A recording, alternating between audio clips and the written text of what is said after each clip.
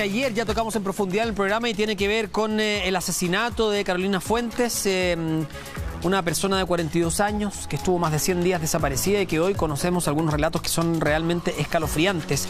Ricardo Neira es formalizado en este momento. La formalización se encuentra en receso y va a ser formalizado por femicidio. Vamos a revisar precisamente un pantallazo de lo que está ocurriendo ahora, porque recordemos que debido a la pandemia estas formalizaciones se realizan de manera virtual. Por ahora no está ocurriendo. Está en receso, ahí sale la audiencia de control de detención y formalización de la investigación contra el imputado por el femicidio de Carolina Fuentes. En Quirihue está ocurriendo esto. Nosotros estamos en Quirihue y en Ningüe, y la defensa ha pedido 2 recesos ya durante esta mañana. Ha sido un proceso bastante largo. Este es el tercer receso que tenemos respecto a la formalización de este hombre, Ricardo Neira. Ahí están las imágenes que revisábamos ayer, el momento en que era detenido por la Policía de Investigaciones. Vamos a tener un programa bien nutrido, bastante conversado con Cristian Garrido, ex PDI, perito criminalista, con la prima de Carolina Fuentes, que ayer ya estuvo conversando con nosotros, Elizabeth Rojas, también con el abogado Pablo Armijo, que va a conversar con nosotros algunos detalles de qué se podría esperar respecto a esta formalización. Pero vamos a arrancar inmediatamente con Pancho Sanfurgo desde Ningüe para contarnos más detalles de lo que ha ocurrido en esta jornada. Ya te vemos en pantalla, Pancho, un abrazo. Cuéntanos qué detalles tenemos hasta este momento. Sabemos que, como dijimos, la formalización está en receso. Sí, hola Toti, ¿cómo estás? Se está decidiendo si es que finalmente va a quedar en prisión preventiva Ricardo Neira, luego de esta audiencia que, la verdad, como decías tú, contó con relatos verdaderamente macabros de lo que ocurrió, de la forma en que se llevó a cabo este crimen, de la planificación de Ricardo Neira para encubrir este crimen, de las distintas acciones que él tomó para generar de alguna forma un escenario que permitiera no llegar directamente a él, o que él pensaba no iba a permitir llegar directamente a él, porque la verdad es que la planificación de Ricardo Neira posterior a que él asesina a Carolina Fuentes falló tremendamente en detalles pequeños, pero que permitieron a la policía entender y establecer que esto era falso. Por ejemplo, Carolina le debía plata a Ricardo Neira, le debía 95.000 pesos. Carolina es asesinada por Ricardo Neira el día 30 de junio. Sin embargo, el día 1 de julio le escribe él un WhatsApp y le dice: bueno, espero que aunque las cosas entre nosotros no estén bien, me puedas devolver mi plata. Él mismo, desde el celular de Carolina, se responde, y esto se pudo establecer porque si bien él en su relato dice que le había dejado a una cuadra el terminal, los 2 mensajes se emiten desde el mismo lugar físico. Esto lo permite la triangulación de antenas, por lo tanto, claramente, si es que ella se había ido a alguna parte, el celular lo tenía él. Posteriormente se hace él mismo el depósito de 95.000 pesos y nuevamente la triangulación de antenas permite establecer que se hace desde el mismo lugar. Entonces, detalles que a lo largo de su, comillas, planificación fueron fallando y dejando en evidencia lo que había ocurrido y el crimen que había cometido Ricardo Neira.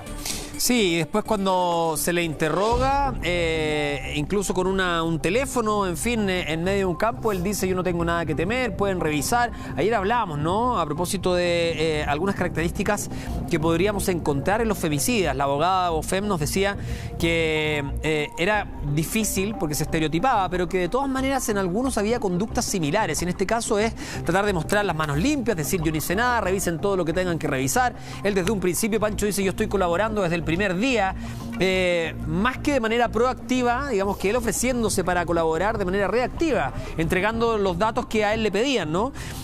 Algo importante también, corrígeme tú, no hay data de su muerte. Incluso algunas personas estiman que Carolina Fuentes pudo haber estado secuestrada algún tiempo antes de ser asesinada.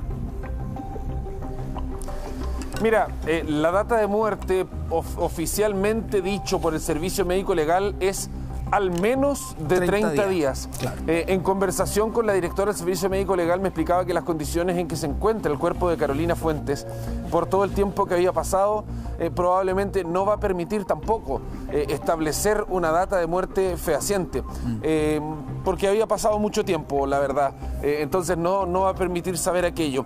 Sin embargo, un poco se cae la teoría del secuestro en esta audiencia, dado el relato de cómo ocurren los hechos, ¿no? De acuerdo al relato de cómo, o al menos hasta ahora, el relato de cómo ocurren los hechos, él habría tenido esta discusión con Carolina el mismo día 30, y es este mismo día 30 en que él la golpea duramente y finalmente acaba con su vida.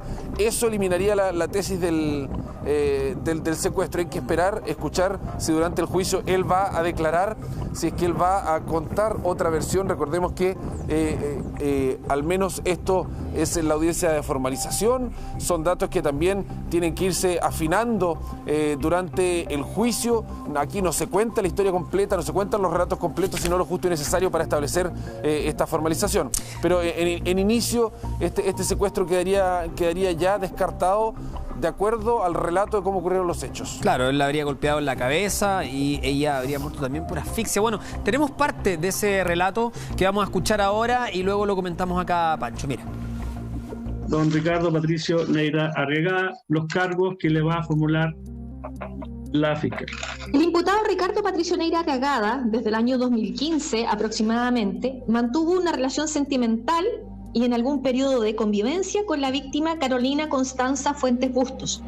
Es así que, si bien vivían en ciudades distintas, mantuvieron contacto regular a través de llamadas o mensajes de texto. Durante el año 2016, ambos vivieron juntos en la ciudad de Santiago. Con posterioridad, se reunió con el imputado, permaneciendo juntos en el domicilio de este, ubicado en el sector Los Naranjos de la comuna de Portezuelo, entre los días 25 y 30 de junio del año 2020. El día 30 de junio de 2020, en horas de la tarde, luego de que la pareja sostuviera una discusión en la casa del imputado, ambos abordaron la camioneta de este, marca Chevrolet, modelo Loop, patente NU 6345 color azul. El imputado, quien condujo el vehículo, trasladó a la víctima a un lugar cercano a su domicilio, dentro de la comuna de Portezuelo, en donde procedió a agredirla con elemento contundente en diferentes partes del cuerpo, luego de lo cual procedió a tapar su boca y nariz, provocándole asfixia por sofocación, lo que le causó la muerte. A juicio del Ministerio Público, estos hechos son constitutivos del ilícito de femicidio, del artículo 390 bis del Código Penal. El grado de desarrollo del delito es consumado y al imputado le corresponde participación en calidad de autor. Claro, es parte de lo que rescatamos del Poder Judicial. Estamos en directo porque acaba de volver esta audiencia de formalización a Ricardo Neira por el femicidio. Escuchemos parte de lo que está ocurriendo en el sitio del Poder Judicial. Esto es en directo. La fracción del cuerpo se pudo determinar aquí. Y, si bien es cierto, se señala que el cuerpo no hay una causa precisa de muerte, esta es indeterminada. Se descartaron varias hipótesis, como por ejemplo ahorcamiento, asfixia por sumersión, y todo concluye que la víctima falleció por asfixia por sofocación, además de los golpes en la cabeza y la demás parte de su cuerpo que recibió. Los antecedentes, en consecuencia, señalados por el ente persecutor respecto al hecho punible, dan por acreditado la existencia de un delito de femicidio, conectándolo además con la existencia de una convivencia que existía entre el imputado y la víctima. Y no solamente por los discos probables que se pueda rescatar respecto al imputado, sino porque lo han señalado doña Norma Bustos Bustos, doña Karina Espinosa Bustos, doña Elba Regada, don Alex y el hijo de la propia víctima, que tenía una relación sentimental con el imputado.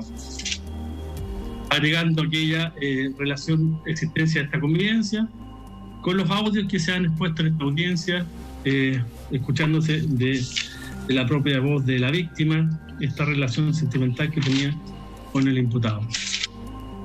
Así las cosas, no cabe duda que aquí acreditado el hecho punible en estos antecedentes.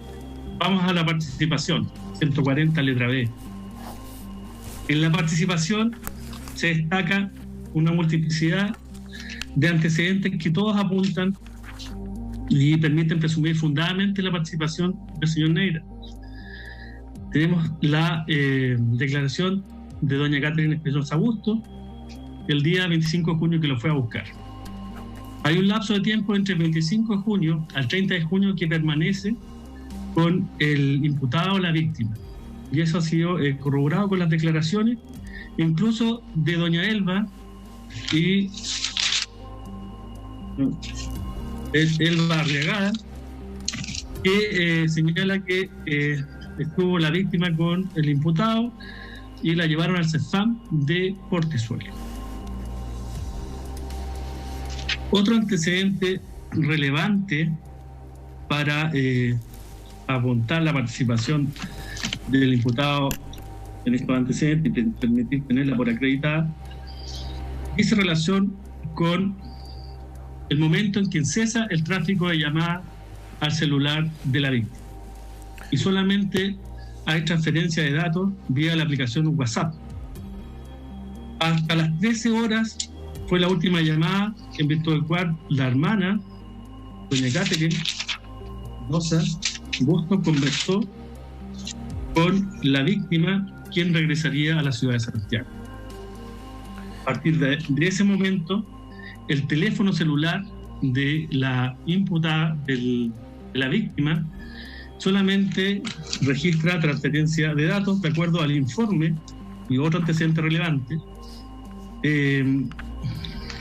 de la electroingeniería de la LACRIM, que da cuenta de las ubicaciones geográficas del teléfono de la víctima o desde donde se ubicó la señal que registra la ubicación geográfica donde se habría efectuado esta transferencia de datos. Bueno, estamos escuchando lo que está ocurriendo en la formalización después de 3 recesos de Ricardo Neira, este hombre de 44 años.